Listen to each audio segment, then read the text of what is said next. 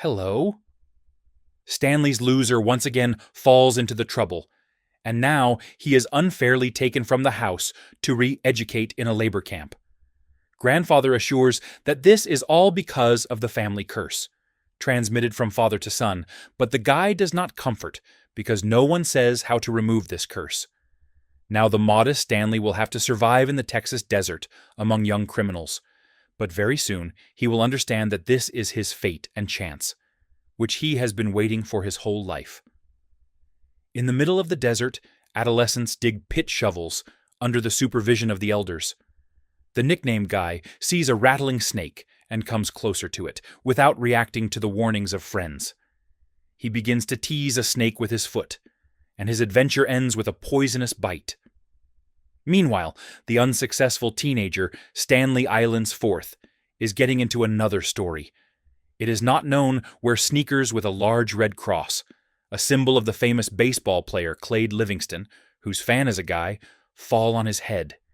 He joyfully runs home with them, but on the way the police see him and accuse him of theft. They bring Stanley home, where his strange family lives in the form of a mother, father, and grandfather.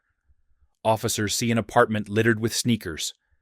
But in general, this is part of the father's project, who has been trying to invent a remedy for the smell of legs all his life. The last straw is posters with an athlete over Stanley's bed. The conclusion is obvious. When outsiders leave, the grandfather says that this is all due to the fact that Stanley's ancestor, nicknamed Pigalub, brought a curse to his family. In the trial, it turns out that Livingston distributed his sneakers as charity to orphans, which Stan does not paint in the eyes of the judge, and he condemns him to punish in the form of a correctional labor camp for minors, where one place was released. Lake Lager is located in the middle of the desert. On the way, Stanley sees a strange vision, where a dark-skinned person from the past leads a cart with a horse. Arriving at the place, he is led to a man whose name is Mr. Sir. Stanley barely restrains laughter, but his name also turns out to be a joke. Mr. Sir explains that there is almost no guard here, and he wears a gun in order to defend himself from yellow shoe lizards. The camp is in an oasis and is called Lake, because the local desert is the bottom of the dried lake. Every day, the detainees must dig a hole with a whole shovel as labor therapy, despite the scorching sun and explosive snakes. But they are not so terrible compared to yellow food lizards, whose bite carries a painful death. Teenagers promise that if they find something interesting, they can earn a day off. Dr. Pendansky appears, a psychologist of the camp who reports the main local rule not to anger the mysterious chief boss, who is Mr. Sir has an assistant. They meet 3 other adolescents, an X-ray, an octopus, and Vanya, who call the psychologist Mother. Stanley determines the place in their tent in the former bunk. There, he also meets a Magnet and Zigzag, as well as Zero, who does not talk to anyone, and for this, Pindon considers him mentally retarded. Vanyuchka is made by Stanley's mentor, and he quickly teaches his local order. My clique is not a Theodore, but Vanya. Labor weekdays begin. The guys after the day pick dry earth in the heat day, covering their hands with terrible corns. Only Zero loves to wave a shovel once again, and always ends the work the fastest. Stanley pities himself and recalls his grandfather's stories about the curse, which obviously touched him. It all started in the Latvian village from his ancestor Eli Ilner. He scooped up the manure from the barn, Morris Menka, and fell in love with his daughter to the world. Eli went for advice to the fortune-teller, Madame Zeroni, who tried to reason him, because the world was very stupid, like her father. Instead, she recommended that he look for happiness in America, where her son had already left, but Ellie did not listen to her and went to Morris to ask his daughter's hands. Igor Barkov proposed a pig for her. What will you give? To conquer the world, Madame Zeroni advised Ellie to take a young piglet, wear it on the mountain every day, and drink with key water so that it grows stronger. During this, the guy should sing a song to him.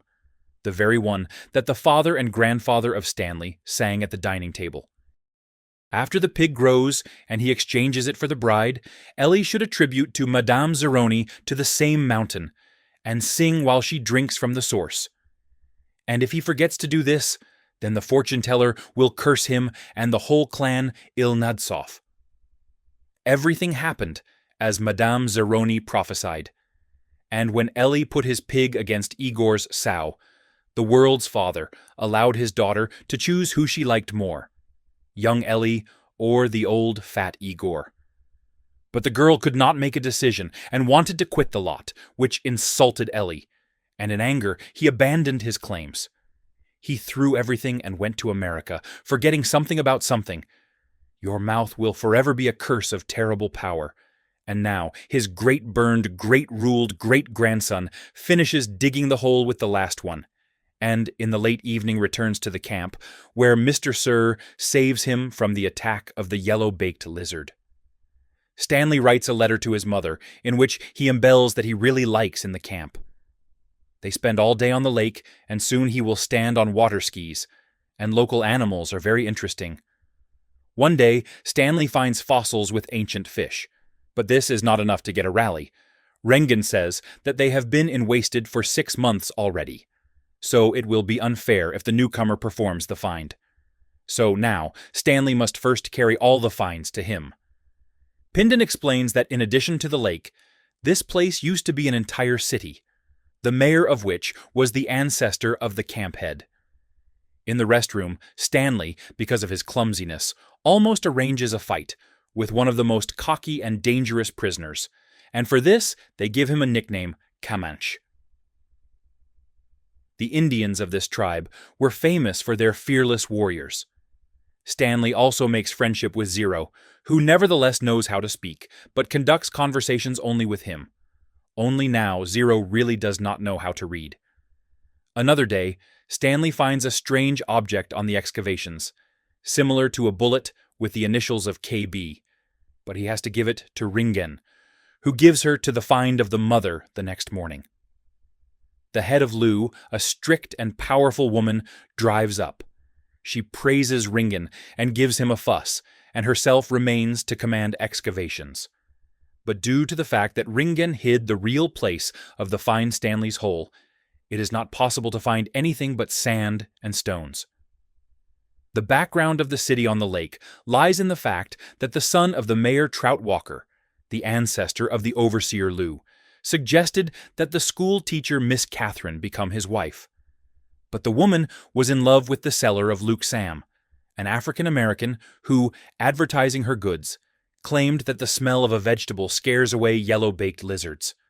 Sam also helped to repair the woman's school and kissed, but when the townspeople led by Trout found out about the relations of the lovers, they burned the school to the ground, and Sam on his boat, Mary Lou caught up and killed a treyout.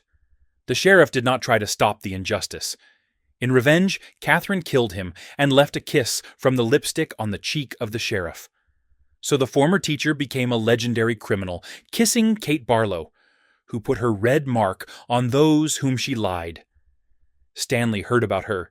His great-grandfather was attacked by her, but miraculously survived. One day, Zigzag steals from Mr. Sir Searchka's car, but luck is again against Stanley, and it is he who accused him of the theft. Sir brings the guy to the club's house, in which there are posters with a kissing Kate on the walls, and that Stanley stole seeds. She does not believe and lets him go. Instead, she punishes Mr. Sir with a blow to her cheek with nails, which she paints homemade varnish with snake poison. While Stanley was leaving, Zero noticeably deepened his hole. "Hey, Zero, did you dig for me?" "You did not steal the seeds." "But you did not steal either." The guy believes that Stan has not stolen sneakers, and they agree that in exchange for part of the work, Zero will receive reading lessons.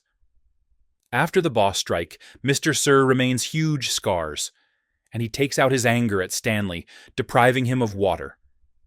Zero shares with a friend of his flask, and together they guess that they found a lipstick in a pit with the initials of Kate Barlow. Zero also reveals his real name, Hector Zeroni. The guy turns out to be an orphan.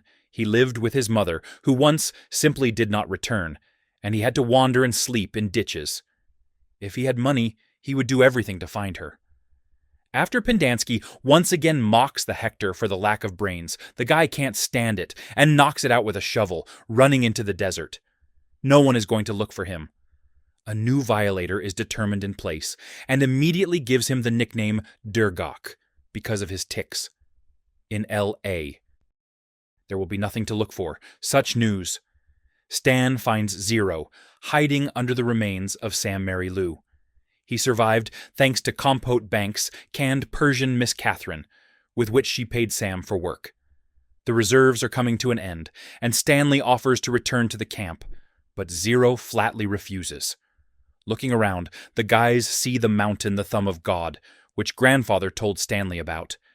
It was there that the ancestor of Ilnadoff escaped after the whole Kate robbed his stagecoach and left to die in the desert. They decide to climb to the very top and crawl along the steep slopes, where Zero saves Stanley from falling at the price of wounded hands. Soon, he falls without strength from fatigue, and Stanley puts him to his back and brings him to the top, where they find an onion field and a source of water, saving them from death. With happiness, Stanley begins to humming a family song, and, not knowing it, fulfilling the promise given by his ancestor, Madame Zeroni. It destroys a family curse, because Hector Zeroni is a direct descendant of the fortune-teller. On the same night, the father of the family, Yelnats, accidentally drops peaches and onions into a pan, and thus creates a means to eliminate the smell that has been looking for his whole life. Yes, nothing at all. In the morning, Hector reveals that it was because of him that Stanley was sent to the lake camp. At that time, the guy lived in a shelter where a charity auction was supposed to pass.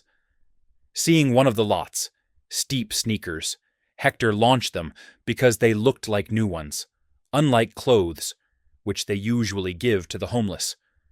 When he left, he heard the cries and howls of sirens. So he quickly took off his evidence and dropped them from the bridge, and they landed right onto Stanley's head. Soon, a lawyer who hired the Yelnats family arrives at the camp.